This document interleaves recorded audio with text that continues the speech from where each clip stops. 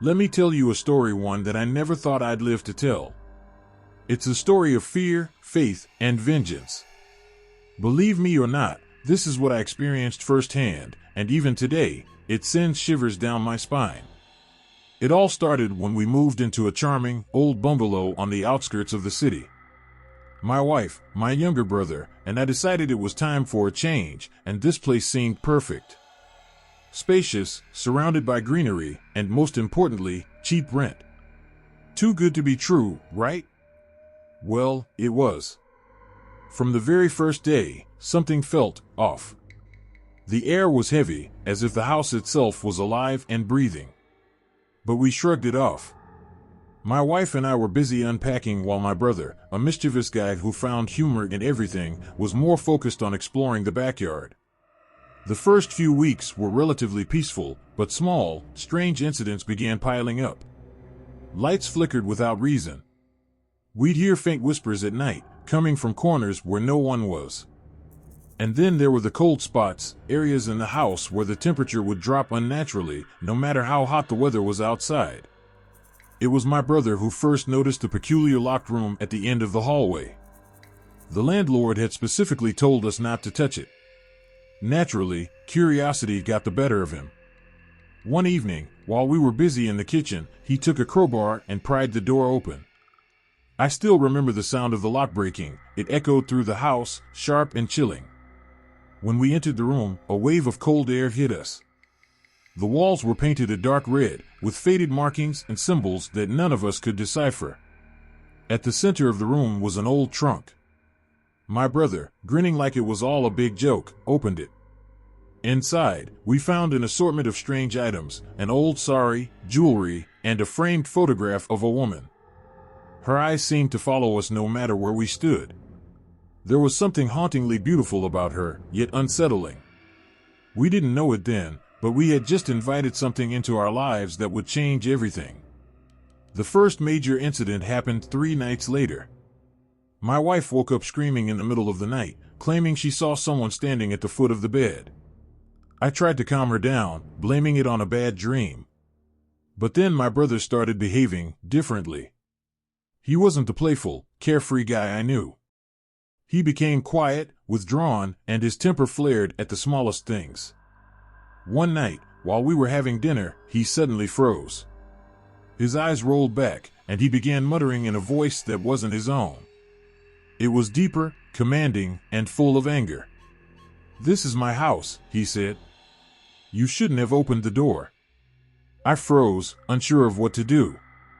My wife clutched my arm, tears streaming down her face.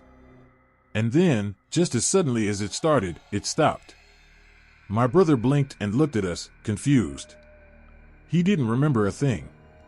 The days that followed were pure chaos. Objects moved on their own. We'd hear the sound of anklets in the hallway at night. My brother's episodes became more frequent. He would laugh uncontrollably, cry for no reason, and even speak in a language none of us understood. One night, he slammed his fists on the dining table and screamed, "I am Kanchana. You will not drive me away." That name, Kanchana, became the centerpiece of everything. Desperate for answers, I began digging into the history of the house. What I discovered left me horrified. Decades ago, a woman named Kanchana lived there. She was a transgender woman, ostracized by society but known for her kind heart and fierce determination. She fought for her rights and for others like her, but her life ended in tragedy. A group of men, driven by greed and prejudice, murdered her and buried her body in the backyard. I finally understood the meaning of the cold spots, the anklet sounds, and my brother's behavior. Kanchana's spirit wasn't at peace. She wanted justice. I knew we couldn't fight this on our own. We sought the help of a local priest, a man known for dealing with such matters. When he stepped into our house, he immediately sensed the presence. "This spirit is strong and angry," he said. "But she's not evil. She's trapped in her pain." The priest performed a ritual to communicate with Kanchana. My brother, now completely possessed, spoke in her voice, recounting her story with heartbreaking clarity. She didn't want to harm us. She wanted the world to know her truth, to honor her life, and to make sure no one else suffered the way she did. With the priest's guidance, we held a ceremony to release her spirit. We dug up the backyard and found her remains, still wrapped in the sari we had seen in the trunk. We gave her a proper burial, lighting lamps and offering prayers. As we chanted, the atmosphere in the house changed. The heaviness lifted, replaced by an almost serene calm. My brother collapsed as Kanchana left him. When he woke up, he was back to his old self, though visibly shaken. We stayed in the house for a few more days, and for the first time since moving in, it felt like a home. But the memories of what we experienced were too much to bear. We decided to leave and start afresh elsewhere. Even now, years later, I sometimes dream of Kanchana. In my dreams, she's smiling, her anklets jingling as she walks away into the light. I like to believe she finally found peace. So, that's my story. Believe it or not, it happened to me. And if there's one thing I've learned, it's this: never disturb what's meant to be left alone. I always believed I had a rational mind, someone who didn't fall for ghost stories or tales of the supernatural. But what happened to me when I moved into flat 13B is something I can never forget. Let me tell you my story, judge it how you will. It all began when my family and I moved into this newly constructed high-rise apartment building. The flat, located on the 13th floor, was spacious and well-lit, exactly what we were looking for. The number 13 never bothered us. We aren't superstitious people. My wife loved the view of the city from the balcony, and my mother immediately started imagining where she'd set up her prayer corner. It felt like home instantly, or at least, it should have. The first few days were uneventful, though I couldn't shake the feeling that something felt off. It was subtle, appliances behaving strangely, lights flickering, and that faint feeling of being watched. I brushed it off as teething issues with a new building. The unsettling part began the day we set up our television. It was a Sunday afternoon. My wife was flipping through channels while I was on my phone. The kids were playing in their room, and my mother was cooking. She landed on a serial, a drama show that neither of us recognized. It wasn't part of the cable package we subscribed to. The show seemed ordinary at first, a family moving into a new apartment, setting up their lives. But as we watched, I noticed something chilling. The family in the show resembled us. Not just in the setup, but in their behavior, their clothes, even the dialogues they were having. Doesn't this feel oddly familiar? I asked my wife. She nodded, her eyes glued to the screen. The more we watched, the more uneasy we felt. The show seemed to mirror our lives in real time. If I got up to grab a glass of water, the father in the show did the same. If my wife scolded the kids for being noisy, the mother in the show did, too. We thought it was a weird coincidence until the show took a dark turn. One evening, we sat down to watch it again, more out of curiosity than anything else. The episode began with the family in the show discovering that their flat had a sinister history. A woman had been murdered there years ago. Her spirit, full of rage, still lingered, and she wanted revenge. The hair on my arm stood up when the father in the show began investigating. He found clues hidden in the house, scribbled notes in the walls, eerie sounds at night. The same day, I found a diary tucked into the back of a cupboard while cleaning. It wasn't ours. The handwriting was jagged, desperate. It detailed a woman's life, her struggles, her pain, and finally, how she was betrayed and killed. The events in the show weren't just paralleling our lives anymore. They were predicting them. My wife begged me to turn the TV off, but I couldn't. I needed to know what would happen next. It was as if the show had control over me, pulling me deeper into its narrative. The next episode aired the following night. It revealed that the woman's murder had been covered up by the building's owners, her body buried in the foundation. Her spirit, bound by her torment, was influencing the living tenants of 13B. In the show, the family began experiencing violent incidents, shattered mirrors, appliances sparking, and eerie whispers in the night. And then it began happening to us. Our fridge would turn off randomly, its contents spoiling overnight. My phone screen cracked on its own while lying untouched. My mother started hearing voices, low whispers calling her name. But the most terrifying moment came when the TV turned on by itself one night. The screen showed static before cutting to the show. This time, the family was being warned. A neighbor in the show explained that the spirit didn't just want justice, it wanted the family to suffer. The same neighbor knocked on our door the next day, a frail old man who lived on the 11th floor. He asked if everything was okay. When I told him about the strange occurrences, he paled. 13B, he asked. You should leave. Now. I pressed him for details, but he shook his head and left hurriedly. His reaction convinced me that this wasn't just my imagination. I tried to convince my wife to move, but she refused. You're overreacting, she said. It's all in your head. That night, the TV turned on again. This time, the show's ending was playing on a loop. The family was found dead in the apartment, their faces frozen in terror. The screen flickered, and for a split second, I swear I saw my own face reflected in it. I knew then that I couldn't stay any longer. The next morning, I told my family we were leaving. My wife resisted, but I didn't care. I packed up whatever I could and moved us into a hotel that very day. We never returned to flat 13B, not even to collect the rest of our belongings. A week later, I learned that the flat had been rented out to another family. I wanted to warn them, but I didn't have the courage. I still wonder if they ever saw the show. Even now, when I see a TV flicker or hear a faint whisper in the silence, I'm reminded of what happened. I don't know if the spirit was ever freed or if it's still there, waiting for its next victim. But I've learned one thing: some mysteries are better left unsolved.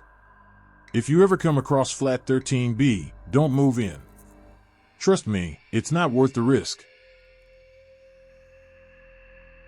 I never believed in ghosts, not until I met one. This is the story of how I, an ordinary person with an ordinary life, ended up befriending a spirit. Believe me, every word I'm about to tell you is true. It all started when we moved into an old, sprawling house called Shanti Villa. My wife and I had been searching for a bigger home, and this one seemed perfect for our little family. It was charming in a vintage way, with wide verandas, high ceilings, and a massive garden. But what sealed the deal was the price, ridiculously cheap for a house of this size. Our son, Ariv, was the most excited. At 8 years old, he saw the house as a castle, complete with secret nooks and crannies to explore. My wife, however, wasn't too thrilled. It's too quiet here, she said the first night. Too empty. I laughed it off, chalking it up to her dislike of change. After all, I wasn't one to entertain thoughts of haunted houses or restless spirits. The first few days went by smoothly, though I couldn't ignore the strange stories the neighbors told. They mentioned how the house had been unoccupied for years because of its history. I didn't press for details, not wanting to spook myself or my family. The first sign of something unusual happened a week later. Ariv came running to me, his face lit up with excitement. Papa, I made a new friend, he said. I assumed he meant one of the neighborhood kids, but when I asked who it was, he simply smiled and said, "You'll meet him soon." Later that evening, Ariv was in the garden talking animatedly. I peeked out the window to see him laughing and gesturing as if someone stood in front of him. But there was no one there. When I asked him who he was talking to, he said, "His name is Kailash Nath. He used to live here. He's really funny." I froze. Kailash Nath? I repeated. Where is he now? Ariv pointed toward the empty veranda. He's standing right there. My wife overheard this and immediately grew uneasy. What's wrong with him? Why is he talking to imaginary people? She whispered. But I wasn't so sure it was imaginary. The next few days made me question everything I believed about the supernatural. It began with small, inexplicable things. Lights flickered without reason. Doors creaked open on their own. I'd hear faint humming when the house was silent, like someone singing an old tune. Arif continued talking to his invisible friend, and sometimes he'd laugh so hard it was contagious. When I asked him what was so funny, he'd say, "Kailash uncle is telling me a joke." One night, while I was working late in the study, the temperature suddenly dropped. I felt a cold breeze pass by, and then I saw it, a shadow, faint but unmistakable, standing near the window. My heart raced, but instead of fear, I felt a strange calmness. Whoever or whatever it was didn't seem hostile. The next morning, Arif told me Kailash uncle wanted to meet me. "He says you're scared of him," Arif said, giggling. "But he's really nice." Later that evening, I decided to confront this so-called Kailash Nath. Alone in the living room, I said aloud, "If you're really here, show yourself." At first, there was nothing but silence. Then, the lights dimmed, and a figure began to materialize in front of me. He was an elderly man with a kind face, dressed in traditional clothes, his form faintly glowing. I should have been terrified, but his warm, gentle smile disarmed me. "Don't worry," he said, his voice deep and soothing. "I'm not here to harm you." It took me a moment to find my voice. Who are you?" "My name is Kailash Nath. I used to live in this house. This was my home, my haven. But now," he paused, his expression growing wistful. "Now, I'm stuck here. What do you want from us?" I asked cautiously. "Nothing," he replied. "I just want to stay. This house holds all my memories. It's the only place I feel alive." Then he chuckled. "Your son reminds me of my grandson." That's why I couldn't resist talking to him. Over the next few weeks, I learned more about Kailash Nath. He had been a wealthy, kind-hearted man who adored his family.